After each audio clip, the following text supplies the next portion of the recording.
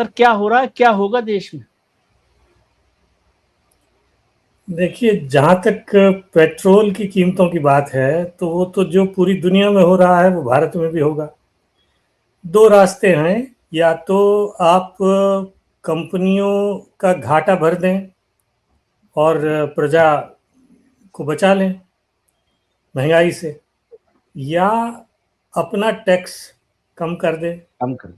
ये भी एक असलियत है कि ये जो 100 रुपया या 110 रुपया जो भाव है इस वक्त, उसमें लगभग 30 रुपए तो केंद्र सरकार के हैं और 10-15 रुपए राज्य सरकारों के हैं। जी। अब ये मैं इसलिए नहीं कह रहा लोग इसको सुन के चौंके ना, क्योंकि केवल भारत नहीं, ये पूरी दुनिया में है। भारत में अगर 110 रुपए भाव है तो यहाँ ब्रिटेन में 200 रुपए है, और अमेरिका में थोड़ा सस्ता मान लीजिए, वहाँ 100 रुपए के आसपास है, क्योंकि $5 पर गैलन औसत की बात करें तो हर राज्य में अलग अलग है। जैसे भारत में इसको लेकर अलग विवाद अलग राज्यों में अलग, हाँ। फलाना राज्य में जो है वो 100 से कम है, ढिमके राज्य में 114 है और 115 है।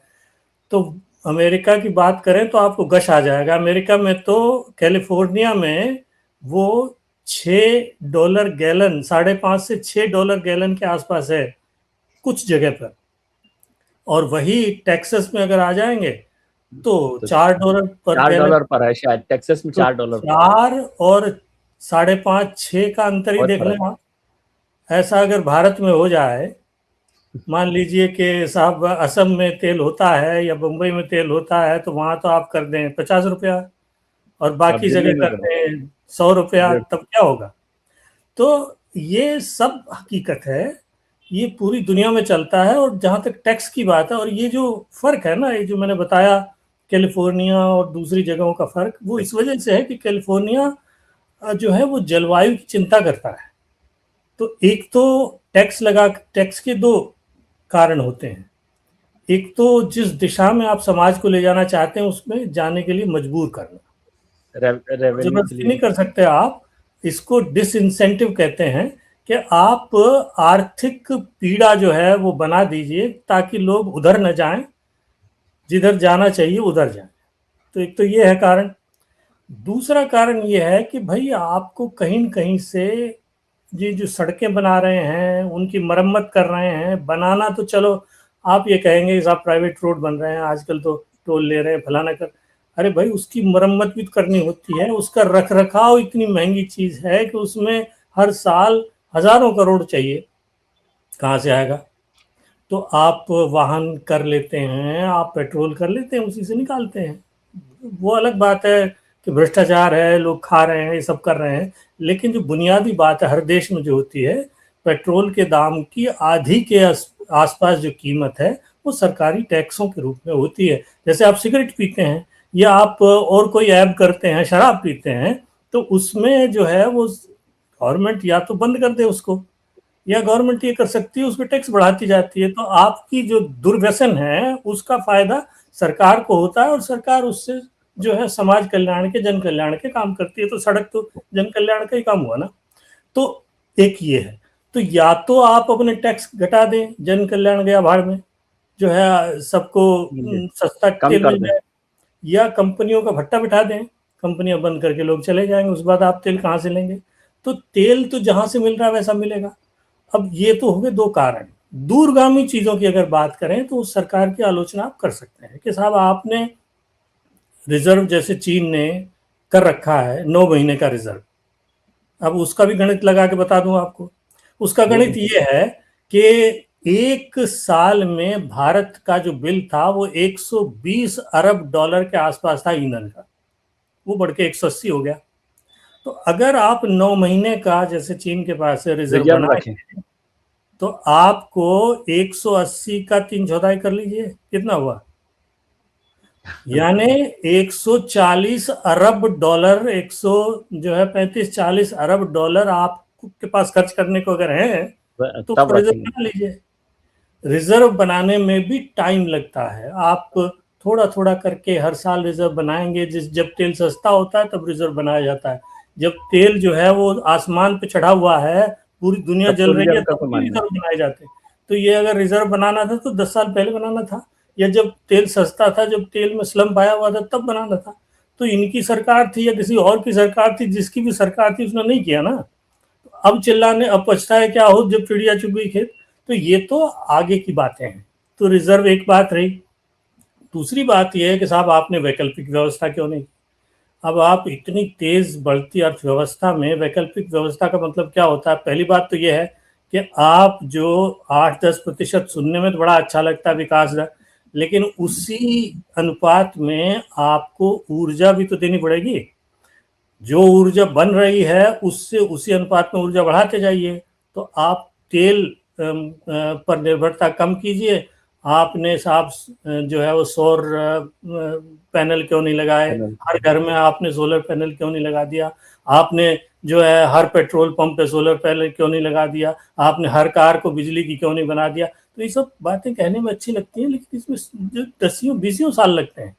बिजली की कार सुनना और चलाना बड़ी अच्छी बात है, लेकिन उसके लिए चार्जर पूरे भारत में कितने करोड़ आप चार्जर लगाने पड़ेंगे, और वो भी एक से सबका बिल्कुल। और हमारे यहाँ जो वेंडलिज्म है, आपने यहाँ तो ये है कि हर सुपरमार्केट के सामने चार्जर लगे हुए हैं, और उसके पास वो कोई पेट्रोल पंप नहीं है, वो तो एक खंबा है खड़ा हुआ है, उसमें आपने अपनी कार का वो लगा दिया। जैसे ही आपने पार की, आप सौदा लेने जा रहे हैं, आपकी कार भी चार्ज हो गई, वो पैसा जो अपने आप उसमें से निकल गया। हमारे यहाँ ऐसा आप उजाड़ में करके देखें कहीं, उस खंबे जमीन समेत उखाड़ के ले जाएंगे। जब पटरी नहीं छोड़ रहे तो उस खंबे को कैसे छोड़ेंगे? तो सुरक्षा की समस्या है, वेंडलिज्म की समस्या है, और बैलून लगाने की समस्या है। तो ये सारी समस्याएं हैं। तो इनका धीरे धीरे समाधान होगा, लेकिन कम से कम उसके बारे में सोचें, उसके बारे में एक आम राय बनाएं, लोगों में बहस चलाएं। ये सरकार नहीं कर रही है। न मतलब सर, इसमें उतना ही विपक्ष का भी दोष है, सिवाय इसके कि बेच दिया, मार दिया, फूंक दिया, और जो है वो बर्बाद कर दिया। 1 साल में गिर जाएंगे, 6 महीने में गिर जाएंगे।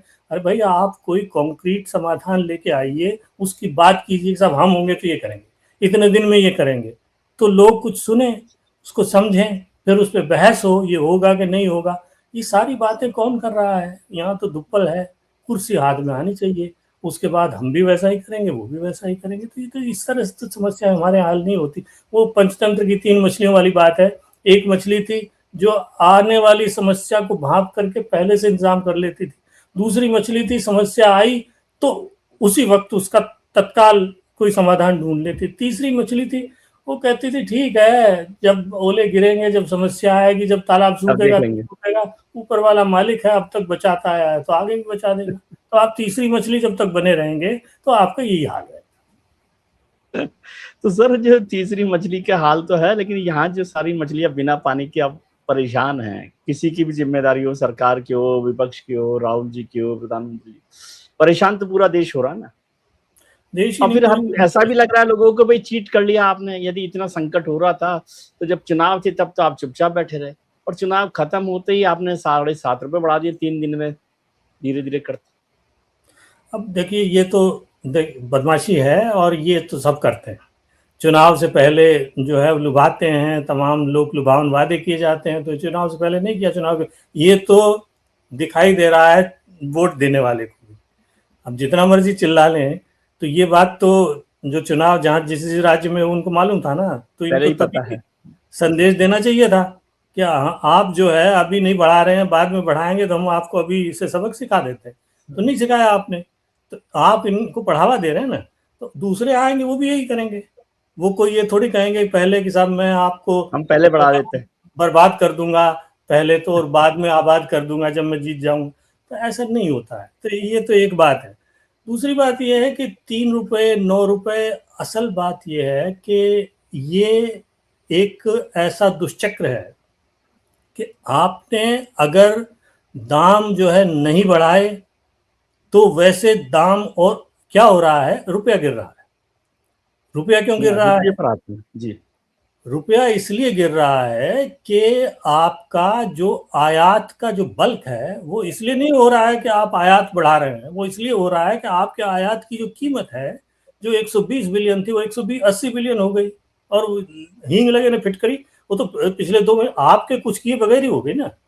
तो उसकी वजह से आपका भुगतान संतुलन बिगड़ा है, पहले से ही बिगड़ा हुआ है वो। आप हमेशा से निर्यात कम कर पा रहे हैं, आयात आप ज़्यादा करते हैं। चीन से आप जितने का आयात करते हैं, आप 100 बिलियन के ऊपर का आयात करते हैं आजकल, मुश्किल से 20 वो तो बिलियन का ट्रेड निर्यात नहीं होता। ट्रेड डेफिसिट वहाँ तो बड़ा है, सबसे बड़ा ट्रेड सबसे बड़ा डेफिसिट चल रहा वही है। सबसे जो है फेवरेबल हमारा अमेरिका के साथ था, वो घास नहीं डाल रहा। वहाँ हम जो है वो 80-85 का बेचते थे और 30-40 का जो है खरीदते थे, तो वहाँ 40-50 बच जाते थे। यहाँ ये घाटा वो हो जाता। असली चीज़ ये है कि जो बाहर लोग गए हुए हैं, जो सेवा, जो सर्विस सेक्टर में जो हम एक्सपोर्ट कर रहे हैं, उससे काफ़ी भरपाई होती है। और इसके अलावा जो हमारा निवेश आ रहा है, देखिए निवेश नहीं घटा, इस साल भी निवेश बढ़ा है पिछले साल से, उससे पिछले लगातार मैं देख रहा आ रहा हूँ ग्राफ जो है वो इस साल जो है करीब करीब 85 बिलियन का निवेश हुआ है। लेकिन समस्या ये हो रही है कि निवेश होने के साथ साथ निवेश निकल भी रहा है। जो जी, पहले ज्यादातर से लोग तो ये कह रहे हैं निवेश सर निवेश यहाँ से जा रहा है, बल्कि जो यहाँ के इंडियन निवेशक भी हैं, इन्वेस्टर्स हैं जो नहीं, पैसा वो तो लगा है ही रहे हैं, है। वो भी बाहर जा रहे हैं। दो तरह का होता है। देखिए, एक तो निवेश है कि आपने स्टॉक मार्केट में निवेश किया, कंपनियों में निवेश किया, उनके शेयर खरीद लिए। दूसरा निवेश ये है कि जैसे ये गूगल ने और अमेजोन ने और एप्पल ने सबने अनाउंस किया कि हम इतना बिलियन लगाए, तो वो सब मिल मिला करके निवेश होगा, तो यहाँ फैक्ट्रियाँ लगेंगी, लोग काम करेंगे, वो होगा। तो एक तो हमारा करंट अकाउंट का जो निवेश है उसमें गड़बड़ हो रही है, उसमें लोग पैसा निकाल रहे हैं, और जो हमारा कैपिटल निवेश है उसमें पैसा आ रहा है। तो ये उसकी बदौलत हम अभी थोड़ा बचे हुए हैं। अगर वो भी कम होना शुरू हो गया तो रुपया और गिरेगा। वो तो रुपये का तो सीधा देखिए, रुपया कोई झंडा नहीं है, नहीं रुपया किसी की आन है। रुपये का सीधा सीधा हिसाब है कि आपका कितना आप कमा रहे हैं, कितना आप खर्च कर रहे हैं। अगर आपका खर्च आपकी कमाई से ज़्यादा है तो आपका जो रुपया है उसका उतना ही मूल्य गिर जाएगा, क्योंकि उसकी मांग नहीं है। जिस चीज़ की मांग नहीं है उसका भाव गिरता है, तो अंतर्राष्ट्रीय बाजार इसको तय करता है। तो आप अपनी मांग बढ़ाइए। मांग कैसे बढ़ाएंगे? या तो आप निवेश जो है वो इतनी भारी मात्रा में आकर्षित कीजिए, या आप अपना माल बाहर बेचिए। अपना माल बाहर कैसे बेचेंगे? आप अपना माल बाहर आप तभी बेचेंगे जब आप उसको सस्ता और बेहतर क्वालिटी का बनाएंगे, और इसके साथ साथ आप उसको बहुत बड़ी मात्रा में बनाएंगे। अंतर्राष्ट्रीय बाजार में कम्पीट करने के लिए जो छोटे जो मतलब ये जो बात हो रही है ना, छोटे व्यापारी मर गए और ये हो गया, वो सब अपनी मार्केट के लिए ठीक है, डोमेस्टिक मार्केट के लिए। विदेशी बाजार में नीश मार्केट में ठीक है, थोड़ा बहुत आपका जो है वो चल जाता काम, सारी और ये जो है ये सारी चीजें और या लग्जरी चीजें जो है वो आपकी बिक जाएंगी। लेकिन जो मास कंजम्पशन की चीजें हैं वो तो बड़े स्केल मास प्रोडक्शन जब तक ना हो, तो आपके यहाँ जब भी कोई बड़ा बनने की कोशिश करता है आप उसे पीछे पड़ जाते हैं कि साहब सारा देश बेच दिया, खा गया, लूट लिया, ये कर दिया, वो कर दिया। तो भाई जो है कोई कंपनी इसलिए, अब आप बांग्लादेश को देखें, बांग्लादेश की जो जो क्या नाम से कपड़ा कंपनियां हैं वो भारत से 10-10 गुना बड़ी हैं, वो इतनी बड़ी हो गई हैं। तो वहां तो कोई नहीं रो रहा कि साहब आपने सारी जो है वो इंडस्ट्री को मिलाकर के एक ही कपड़ा मिल बना दी। क्योंकि उनको बाहर बाजार में कम्पीट करना है, भारत या दूसरे देशों से सस्ते दाम में माल बेचना है, और वो बेच रहे हैं और वो सबल है। आप आपस में लड़ते रहिए और आपका निर्यात बढ़ेगा नहीं, रुपया गिरेगा। फिर जो है अब आप सरकार को दोष दीजिए, जब आपकी सरकार आएगी तब जो है दूसरे आपको दोष देंगे। तो एक दूसरे पे दोष देते रहिए और रुपया गिरता रहेगा। ये कहानी पिछले 80 साल से चली आ रही है। रुपया अभी तक कभी गलती से 2-4-10 मतलब 50 पैसे बढ़ जाता है, लेकिन वो लगातार ग्राफ तो गिरता ही जा रहा है। उसकी वजह ये है कि लगातार आप विकासशील देश हैं, आपका जो बजट है वो संतुलित नहीं हो पा रहा। जब तक आप चीन की तरह से निर्यात करना और अपने उसको बढ़ाना नहीं सीखेंगे, या जो है वो निवेश को आकर्षित करना नहीं सीखेंगे, तब तक कुछ नहीं होने वाला। और जब तक आकर्षित वो तब तक नहीं होगा जब आप नीतियां नहीं सुधारेंगे, अपना माहौल नहीं सुधारेंगे, अपनी सुरक्षा बुनियादी ढांचा वो सब पूरा नहीं करेंगे। और उसके लिए पूंजी चाहिए, तो पूंजी निवेश से आती है। तो निवेश से जो आ रहा है उसको अगर गाली देंगे, यहाँ जो है उद्योगपतियों के खिलाफ गुटबाजी करेंगे, टोलबाजी करेंगे, तो वो भाग जाएंगे, अपने वाले ही छोड़ के भाग जाएंगे। ये भी बुरी बात नहीं है। आपने जो है एक चीज यहाँ पॉइंट आउट की कि हमारा निवेश भी बाहर जा रहा है, जी। जो भारतीय उद्योगपति हैं वो बाहर जाकर के जैसे पोर्ट खरीद रहे हैं, फैक्ट्रियां लगा रहे हैं या और कुछ भी काम कर कर रहे हैं। जी। तो भाई ऐसा तो नहीं हो सकता कि बाहर के उद्योगपति आपके यहाँ लगाएं तो आप अपने उद्योगपतियों में न जाने दें। आप भी तो जाने देंगे ना। अल्टीमेटली वो फैक्ट्री या वो ठीक है, आपके यहाँ अगर वो फैक्ट्री अमेरिका में लगेगी, यूरोप में लगेगी, तो आपके यहाँ रोजगार नहीं होगा, बहुत कम मामूली रोजगार होगा, लेकिन वो जो मुनाफा वहां से कमाएगी वो तो आपके वो यहाँ तो आएगा। यहाँ आएगा। वो कोई वो उन्होंने ले आएगा उस मुनाफे को। तो आप दूर की ये सोचिए कि आपके यहाँ से फिलहाल इन्वेस्टमेंट जा रहा है तो उस इन्वेस्टमेंट का रिटर्न आएगा। अगर आप इन्वेस्टमेंट करेंगे नहीं तो रिटर्न क्या ढेला आएगा आपके पास। तो ये भी एक कड़वी घूंट है जो पीना सीखना पड़ेगा, क्योंकि सर आप बाकी लोगों ने भी सारी इसका कड़ी विरोध किया है ना। जी। नहीं, आप सारी कड़वी दवा पिलाएँगे। देखिए, बात हो रही है, आपने रुपये की बात की, रुपये की बहुत चर्चा हो रही है आजकल। इसलिए भी हो रही है क्योंकि जो सरकार अभी है वो कह रहे थे पहले, जो पिछली सरकार थी कि रुपया गिरता है तो देश की इज्जत गिरती है। अब लोग उस बात को पकड़े हुए हैं। अब ये इज्जत लगातार गिर रही है उनके हिसाब से, नहीं है नहीं ना? वो बहुत सारे मतलब लोग विद्वान कहते हैं कि भाई भाई रुपया उन्होंने गिर रहा है तो भी मैं उन्होंने काठ की हांडी चढ़ा ली, अब आप काठ की हांडी थोड़ी चढ़ा सकते